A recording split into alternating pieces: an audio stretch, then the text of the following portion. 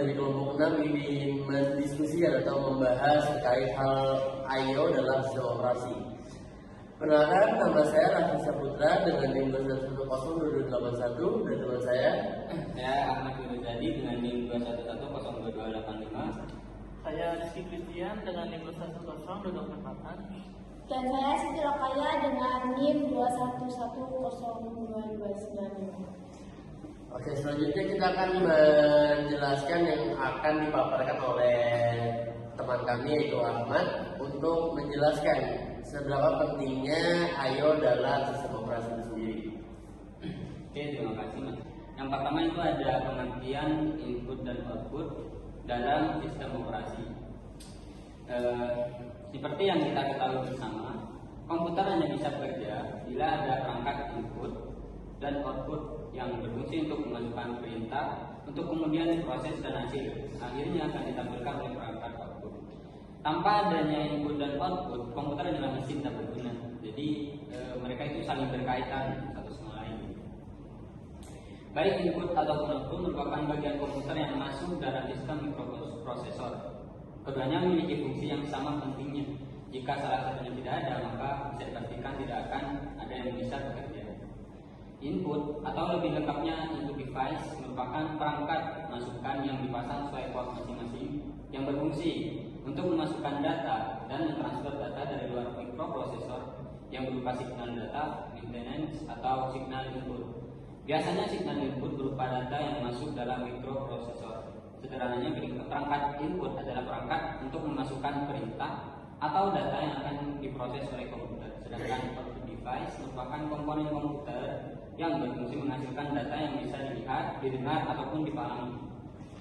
Output device bisa menghasilkan suara, gambar, video, maupun teks, tergantung dengan jenis perangkat outputnya. Fungsi dari output adalah menerima olahan data dari mikroprosesor CPU, komputer berupa tulisan, suara, gambar, dan lainnya. Baik input dan output biasanya diberi simbol I dan O, yang berarti input atau output.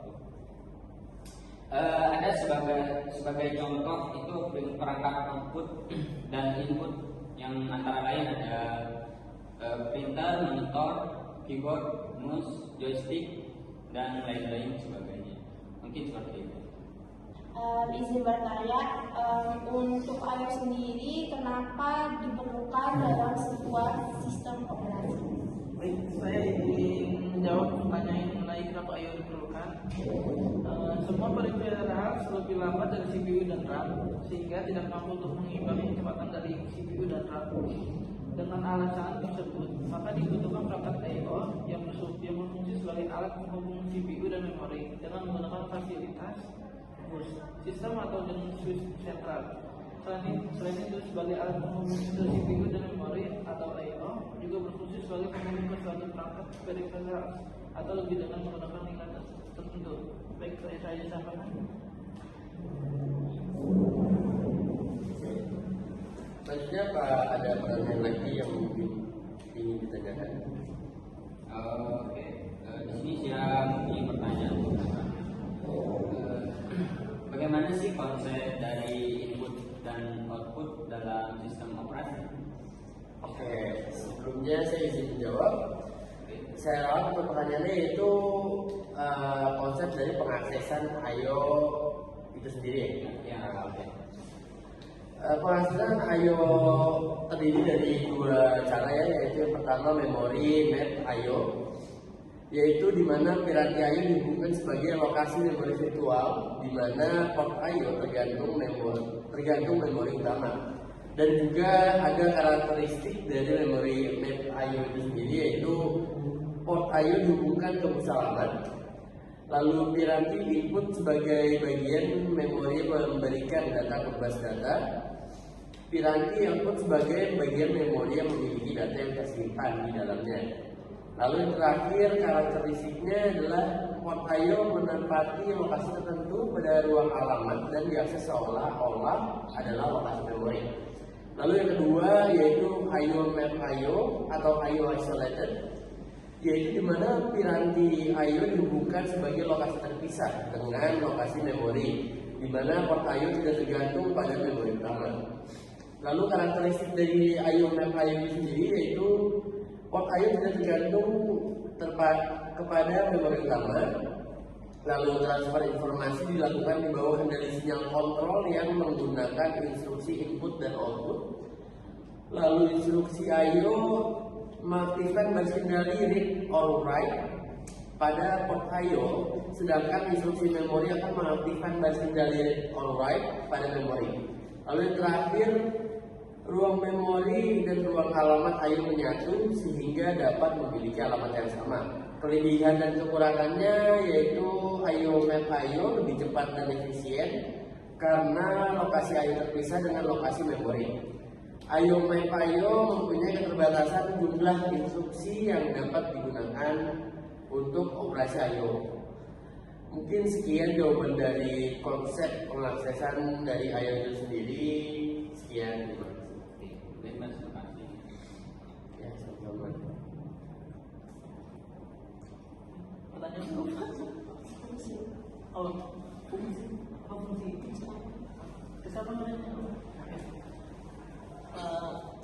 Izin bertanya ke Mbak Siti, apa fungsi dari IO? Oke, izin menjawab. Fungsi IO sendiri itu ada beberapa macam, yakni salah satunya ada control timing. Di sini digunakan untuk mengatur dan mengontrol segala bentuk aktivitas dalam sebuah sistem operasi. Selanjutnya ada CPU communication. Di sini digunakan untuk mengatur alur komunikasi CPU dalam CPU itu sendiri. Selanjutnya ada device communication yang dimana digunakan untuk mengatur agar sebuah perangkat yang sedang terhubung dapat berkomunikasi. Selanjutnya ada data buffering, yakni sebagai penyangga sebuah data. Dan untuk yang terakhirnya ada error detection yang digunakan untuk memberikan informasi tentang sebuah error dalam sebuah sistem operasi. Mungkin itu saja jawaban dari saya. Terima kasih. Oke, selanjutnya apakah ada pertanyaan yang ingin ditanyakan lagi atau segera sudah? Ini sudah. Oke. Sekian dari hasil diskusi dari kelompok 6. Selanjutnya mungkin akan ada pemaparan kesimpulan yang akan dibacakan oleh Mas Khairul Zadid. Sebelumnya Mas Khairul Zadid dipersilakan. Oke, baik, terima kasih Mas Raffi atas waktunya. Di sini saya akan membacakan poin-poin kesimpulan yang sudah kita diskusikan dari tadi. Yang pertama ada I/O sangat penting dalam SO karena tanpa adanya komponen I/O, komputer tidak akan berjalan dengan baik. Seperti memasukkan data atau perintah dari luar. Lanjut ke poin berikutnya yaitu input adalah suatu yang berfungsi untuk memasukkan data atau perintah dari luar sistem ke dalam suatu memori dan prosesor untuk diolah guna menghasilkan informasi yang diperlukan. Sedangkan output adalah suatu yang berfungsi mengeluarkan data-data yang berbentuk informasi yang dibutuhkan. Lanjut ke poin selanjutnya yaitu proses adalah proses mengolah data yang diberikan oleh peralatan input kemudian dikeluarkan dalam bentuk informasi ke dalam peralatan output yang akan diterima oleh user atau pengguna. Baik, sekian mungkin kesimpulan dari hasil diskusi kita hari ini. Selanjutnya saya serahkan kembali kepada Mas Raffi. Oke,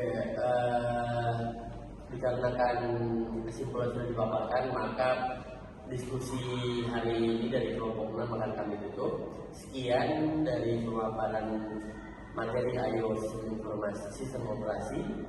Terima kasih. Saya Raffi Saputra dengan selamat siang teman-teman. Kami dari kelompok 6, bahas atau mendiskusikan terkait Bapak Guru dong.